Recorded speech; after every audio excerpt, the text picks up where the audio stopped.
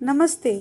मैं Asian international school की हिंदी शिक्षिका सीमा साव बोल रही हूँ। आज मैं कक्षा 11वीं के पाठ्य पुस्तक आरोह भाग से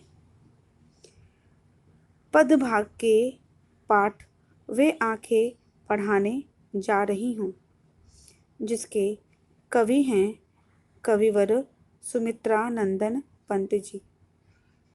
तो आइए अब हम कवि सुमित्रा नंदन पंत जी के बारे में जानते हैं। सुमित्रा नंदन पंत का जीवन परिचय। इनका मूल नाम गोसाई दत्त था। इनका जन्म सन 1900 कौसानी, जिला अल्मोड़ा, उत्तरांचल में हुआ था। इनकी प्रमुख रचनाएं वीरा, ग्रंथि, पल्लव, गुंजन, युगवाणी, ग्राम्या, चितंबरा, उत्तरा, स्वर्ण किरण, कला और बूढ़ा चांद, लोकायतन आदि था। इन्हें क्या सम्मान मिला देख लें। इन्हें भारतीय ज्ञानपीठ पुरस्कार, साहित्य अकादमी पुरस्कार, सोवियत लैंड नेहरू पुरस्कार, पद्म भूषण पुरस्कार आदि से इन्हें नवाजा गया था। इनकी मृत्यु सन 1977 में हो गई थी। छायावाद के महत्वपूर्ण स्तंभ सुमित्रा नंदन पंत प्रकृति के चितेरे कवि हैं। हिंदी कविता में प्रकृति को पहली बार प्रमुख विषय बनाने का काम पंत ने ही किया। उनकी कविता प्रकृति और मनुष्य के अंतरंग संबंधों का दस्तावेज है। इनकी प्रारंभिक शिक्षा कौसानी के गांव में तथा उच्च शिक्षा बनारस और इलाहाबाद में हुई। युवावस्था तक पहुँचते पहुँचते महात्मा गांधी के असहयोग आंदोलन से प्रभावित होकर पढ़ाई बीच में ही छोड़ दी। उसके बाद स्वतंत्र लेखन करते रहे। प्रकृति के अद्भुत चित्रकार पंत का मिजाज कविता में बदलाव का पक्षधर रहा है। शुरुआती दौर में छायावादी कविताएं लिखी। पल पल परिवर्तित प्राकृतिक वेश इन्हें जादू की तरह आकृष्ट कर रहा था। बाद में चलकर प्रगतिशील दौर में ताज और वे आंखें जैसी कविताएं भी लिखी। इसके साथ ही अरविंद के मानववाद से प्रभावित होकर मानो तुम सबसे सुंदरम जैसी पंक्तियां भी लिखते रहे। उन्होंने नाटक, कहानी, आत्मकथा, उपन्यास और आलोचना के क्षेत्र में भी बढ़ चढ़कर काम किया। कवि परिचय के बाद अब हम कविता के सारांश को पहले जान लेंगे कि वास्तव में कवि कहना क्या चाहते हैं कविता के माध्यम से। तो यह कविता पंत जी के प्रगतिशील दौर की कविता। इसमें विकास की विरोधाभासी अवधारणाओं पर करारा प्रहार किया गया है। युग युग से शोषण के शिकार किसान का जीवन कवि को आहत करता है। दुखद बात यह है कि स्वाधीन भारत में भी किसानों को केंद्र में रखकर व्यवस्था ने निर्णायक हस्तक्षेप नहीं किया। यह कविता दुष्चक में फंसे किसानों के व्यक्तिगत एवं पारिवारिक दुखों की परतों को खोलती है और स्पष्ट रूप से विभाजित समाज की वर्गीय चेतना का खाका प्रस्तुत करती है। कवि कहता है कि किसान की अंधकार की गुफा के समान आंखों में दुख की पीड़ा भरी हुई है। इन आंखों को देखने से डर लगता है। वह किसान पहले स्वतंत्र था, उसकी आंखों में अभिमान झलकता था। आज सारे संसार ने उसे अकेला छोड़ दिया है। उसकी आंखों में लहलहाते खेत झलकते हैं, जिनसे अब उसे बेदखल कर दिया गया है। उसे अपने बेटे की याद आती है, जिसे जमींदार के कारिंदों ने लाठियों से पीट कर मार डाला। कर्ज के कारण उसका घर बिक गया। महाजन ने ब्याज की कौड़ी नहीं छोड़ी तथा उसके बैलों की जोड़ी भी नीलाम कर दी। उसकी उजरी गाय भी अब उसके पास नहीं रही। आइए अब हम वे आंखें कविता की पहली और दूसरी पंक्तियों को पढ़ते हैं और उनके शब्दार्थ को भी समझेंगे। तो पंक्तियां इस प्रकार हैं। अंधकार की गुहा सरीखी उन आँखों से डरता है मन, भरा दूर तक उनमें दारुण दैन्य दुख का नीरव रोदन। वह स्वाधीन किसान रहा अभिमान भरा आँखों में इसका, छोर उसे मझधार आज संसार कगार सदृश बह खिसका। इसके शब्दार्थ देख लें। गुहा गुफा, सरीखी समान, दारुण निर्दय कठोर, दैन्य दीनता, नीरव शब्द रहित, रोदन रोना, स्वाधीन स्वतंत्र, अभिमान गर्व, मझधार समस्याओं के बीच, कगार किनारा सदृश्य समान। आइए अब हम प्रस्तुत पंक्तियों के भावार्थ को समझने का प्रयास करते हैं। तो प्रस्तुत पंक्ति के माध्यम से पंत जी क्या कहना चाहते हैं हम ये जानेंगे।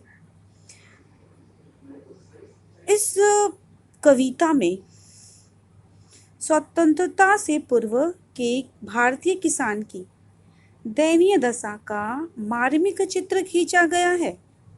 किसान की निराश आंखों में झांकता हुआ कवि कहता है कि, व्याख्या स्वरूप देख लें, कहता है कि भारतीय किसान की आंखें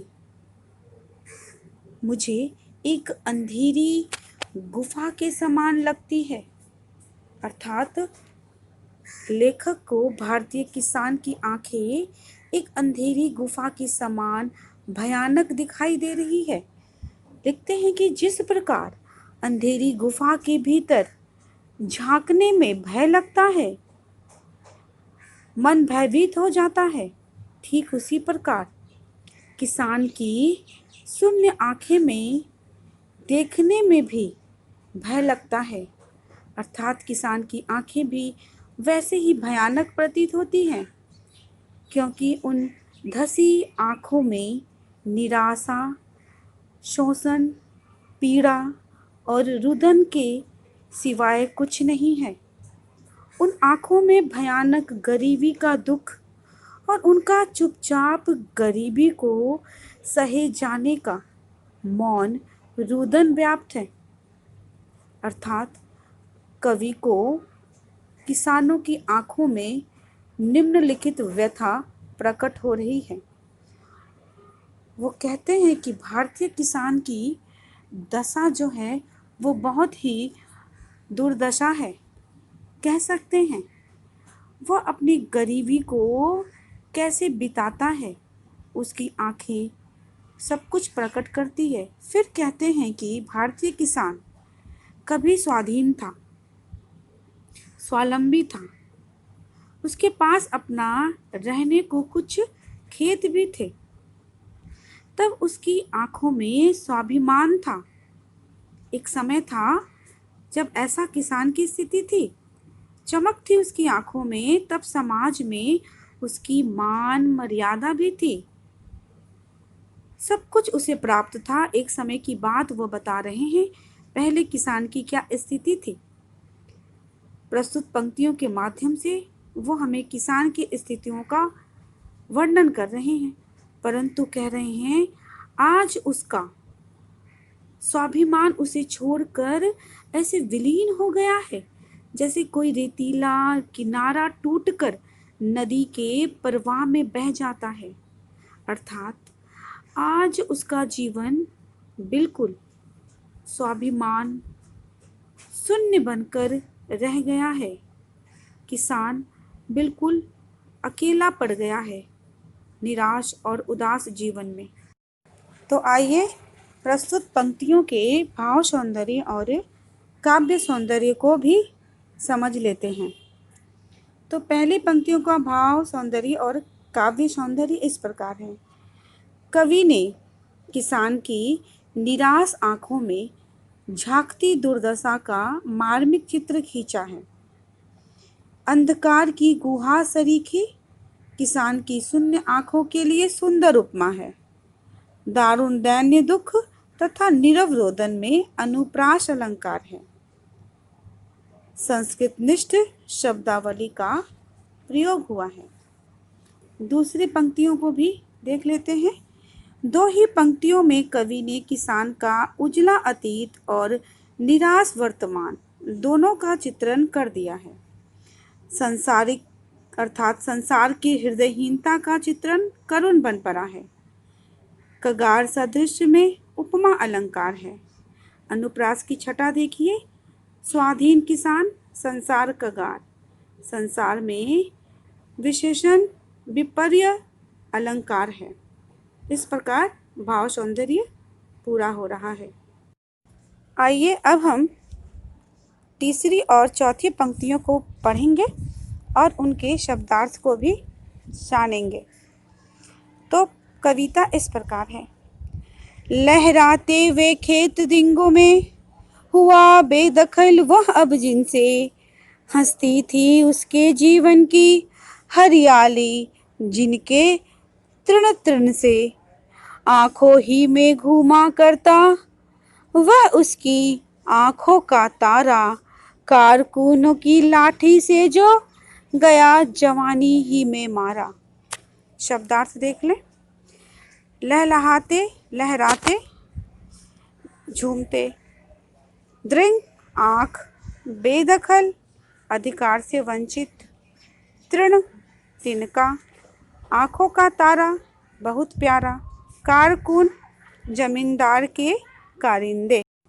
आइए अब हम तीसरी और चौथी पंक्तियों के भावार्थ को समझें। तो प्रसंग इस प्रकार है कि सूदखोरों ने, ऋणदाताओं ने उसे अर्थात किसान को अपने शिकंजे में लेकर संपत्ति से बेदखल कर दिया। आज भी उसे अपने लहलहाते खेतों की याद आती है। व्याख्या इस प्रकार है कि उस किसान की आंखों में आज भी वे लहलहाते खेत झूम उठते हैं जिनसे उसे वंचित कर दिया गया था। उसकी आंखों में आज भी वो याद बसी है जिससे उसे वंचित कर दिया गया था। सूदखोर सेठों ने थोड़े से ऋण के बदले उसकी सारी खेती को हथिया लिया था। उन खेतों का एक एक तिनका उसे इतना प्यारा था कि उसे देखकर किसान के जीवन में मानो हरियाली छा जाती थी। उसका मन प्रसन्न हो उठता था, किंतु दुर्भाग्य से उसे आज उन्हीं खेतों के अधिकार से वंचित कर दिया गया है। इस कारण उसके जीवन की प्रसन्नता नष्ट हो गई है। वह दुखी, उदास और परेशान हो गया है। तो चौथी पंक्तियों की प्रसंग देख लें अब। चौथी पंक्तियों में महाजनों ने किसानों को ऋण वापस न कर पाने के कारण खूब प्रताड़ित किया, यहाँ तक कि उसके प्रिय पुत्र को मार डाला। ऐसे पीड़ित किसान का चित्रण करता हुआ कवि कहता है कि किसान का प्रिय बेटा जवानी में ही मार दिया गया। जवानी ही अवस्था में साहूकार के करिंदों द्वारा लाठियों के निर्मम प्रहारों से मार डाला गया।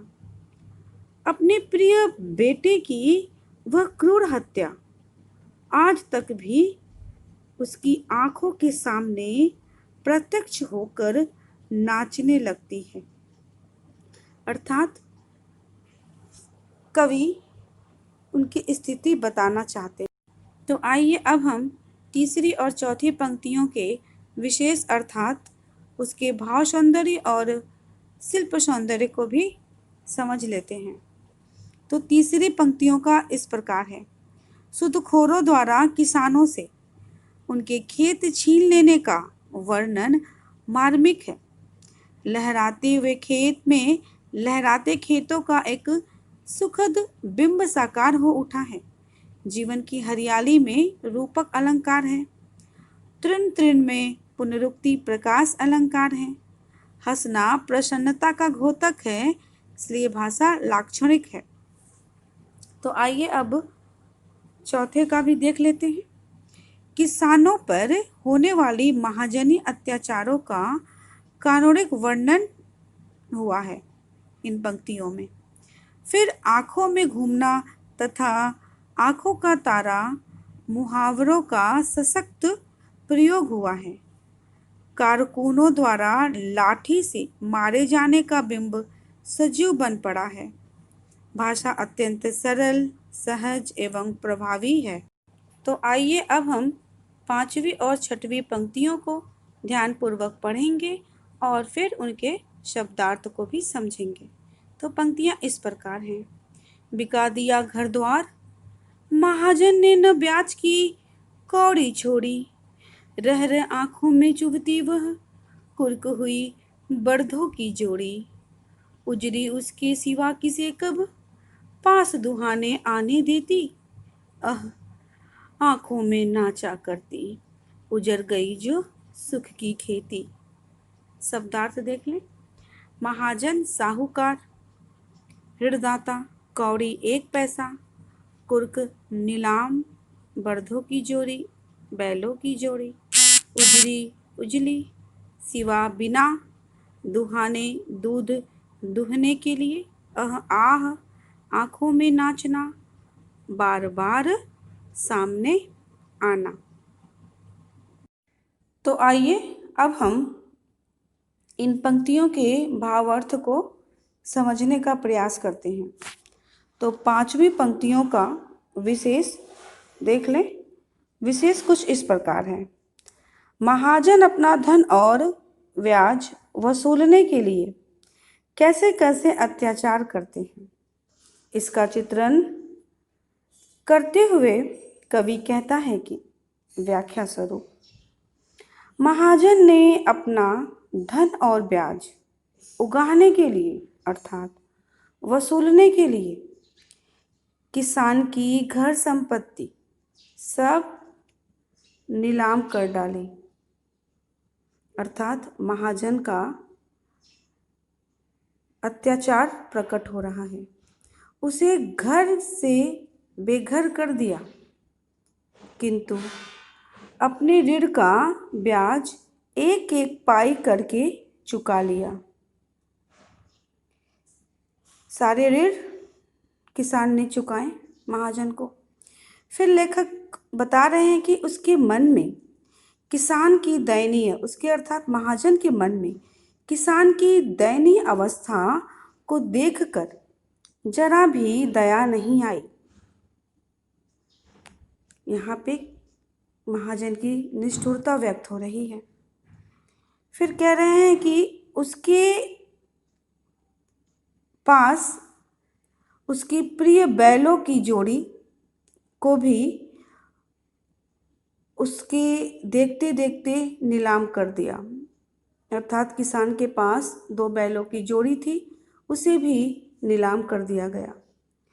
वह किसान उसे विवश होकर नीलाम होते देखता रहा, कुछ कर नहीं पाया। आज भी बैलों की नीलामी की वह स्मृति उसके मन में वेदना, कष्ट और पीड़ा को जगा जाती है। तो अब आइए छठवीं पंक्तियों के विशेष देख लें, क्या कहना चाहते हैं कवि। तो इस अंश में उजरे हुए किसान की मर्म व्यवस्था प्रकट हुई है। उसकी संपत्ति और गायें नीलाम कर दी गई हैं। व्याख्या है कि किसान को अपनी उजली सफ़ेद गाय से अत्यंत स्नेह था। गाय भी उससे स्नेह रखती थी, अतः गाय उसके सिवा अन्य किसी को अपने पास दूध दूहने के लिए नहीं आने देती थी। उसकी आंखों के सामने आज भी गाय का स्नेह उमड़ पड़ता है। तो यहाँ गाय के स्नेह के बारे में बता रहे हैं कवि कि गाय और किसान दोनों एक दूसरे से कैसे स्नेह करते थे, किंतु दुर्भाग्यवश वह गाय भी नीलाम कर दी गई। फिर आगे लिखते हैं कि हाय बेचारे किसान का सुखमय संसार आज उजड़ गया, परंतु उसे उसकी याद बरबस आती ही रहती है। किसान के आंखों के सामने सब कुछ उजड़ गया, उसका सुखी संसार समाप्त हो गया। तो आइए अब हम 7वीं और 8वीं पंक्तियों को भी ध्यानपूर्वक पढ़ेंगे और उनके शब्दार्थ को समझेंगे। तो पंक्तियां इस प्रकार हैं। बिना दवा दर्पण के घरनी, स्वर्ग चली आंखें आती भर, देख देख के बिना दूध मुही, बिटिया 2 दिन बाद गई मर। घर में विधवा रही पतोहू, लक्ष्मी थी यद्यपि पति घातिन, पकड़ मंगाया कोतावल ने, डूब कुएं में मरी एक दिन। शब्दार्थ देख लें। दवा दर्पण दवा आदि, घरनी पत्नी, स्वर्ग स्वर्ग, दूध मुही नन्ही बच्ची, पतोहू पुत्रवधू, लक्ष्मी लक्ष्मी, घातिन मारने वाली। आइए अब हम इन पंक्तियों के भावार्थ को समझते हैं। तो 7वीं पंक्तियों के भावार्थ के पहले विशेष देख लें, क्या कहना चाह रहे हैं कवि। तो इन पंक्तियों में महाजनों के शोषण के कारण खुशहाल किसान किस प्रकार उजड़ गया, उसके खेत और बैल नीलाम हो गए, लड़का मारा गया, तब भी अत्याचार कम नहीं हुए। व्याख्या देख लीजिए। किसान की पत्नी दवा दारू के अभाव में ही मर गई, अर्थात किसान की पत्नी भी मर गई। अब वह इतना फटेहाल हो गया था कि पत्नी की बीमारी का इलाज भी नहीं कर पाया। इतने अभावग्रस्त और दयनीय स्थिति हो गई थी किसान की कि वो अपनी पत्नी का इलाज भी नहीं कर पाया। ये सोचकर उसकी आंखें आंसुओं से भर जाती। पत्नी की मृत्यु के पश्चात दूध पर आश्रित उसकी नन्ही बिटिया की समुचित देखभाल नहीं हो पाया, अतः उस बेचारी की भी अकाल मृत्यु हो गई, अर्थात उसकी बिटिया भी मर गई। अब इस प्रकार यातनाओं ने उसे घेर लिया था। बेचारा किसान हर तरह से मारा गया, यह व्यक्त करना चाह रहे हैं कवि।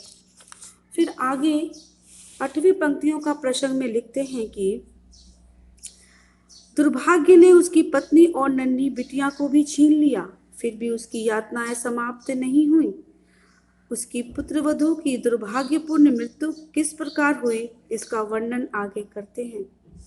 व्याख्या करते हैं कि उस किसान के घर में उसकी विधवा पुत्रवधू शेष बच रही थी, यद्यपि उसे पति घातिनी अर्थात पत्नी की हत्या का कारण समझा जाता था, पर अब वही इस घर की गृह लक्ष्मी के समान थी।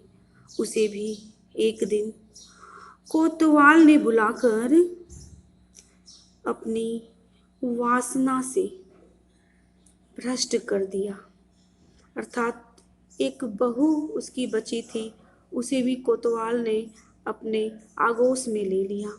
परिणाम स्वरूप वह लाज के मारे कुएं में कूदकर मर गई। लाज शर्म के मारे वह कुएं में जाकर अपना जान दे दी, अर्थात उसकी बहू भी मर गई। बेचारा किसान अपना सर्वस्व खोकर लूट पीट कर नितांत अकेला रह गया। अतः कवि बता रहे हैं कि किसान किस तरह से हर तरफ से मारा गया, अंत में अकेला हो गया। तो आइए अब हम 7वीं और 8वीं पंक्तियों के भाव सौंदर्य और शिल्प सौंदर्य को भी समझ लेते हैं। तो 7वीं पंक्तियों का इस प्रकार है। किसान की फटेहाली, गरीबी और विवशता का यह चित्रण अत्यंत करुणापूर्ण है। उसके देखते ही देखते पत्नी तथा बिटिया का मरना हृदय को दहला देता है। फिर यह भाषा भाव के अनुरूप तथा ग्रामीण परिवेश के अनुकूल ढली हुई है। पत्नी की जगह घृणी, स्वर्ग की जगह स्वर्ग प्रयोग दर्शनीय है। आंखें भरना मुहावरे का प्रयोग हुआ है। अनुप्रास देखिए, दवा दर्पण। अण की जगह न के प्रयोग से कोमलता आ गई है। लघु शब्दों के कारण कविता में प्रवाह तीव्र हो गया है। तो आइए अब 8वीं पंक्तियों का भी देख लेते हैं। इसमें है कि किसानों पर होने वाले पुलिस के अत्याचारों का मर्म स्पर्शी वर्णन हुआ है। पति की हत्या के लिए बेकसूर पत्नी पर दोष मढ़ दिया जाता है। इससे किसानों की नारी विषयक दृष्टि का पता चलता है। इसमें करुण रस की अभिव्यक्ति है। इसे पढ़कर आंखों के सामने कुएं में डूबकर मरती नारी का चित्र साकार हो उठता है। पतोहू, लक्ष्मी, कोतवाल जैसे शब्द ग्रामीण अंचल से उठाए गए हैं। तो आइए अब हम 9वीं और 10वीं पंक्तियों को भी ध्यानपूर्वक पढ़ते हैं और उनके शब्दार्थ को भी समझेंगे।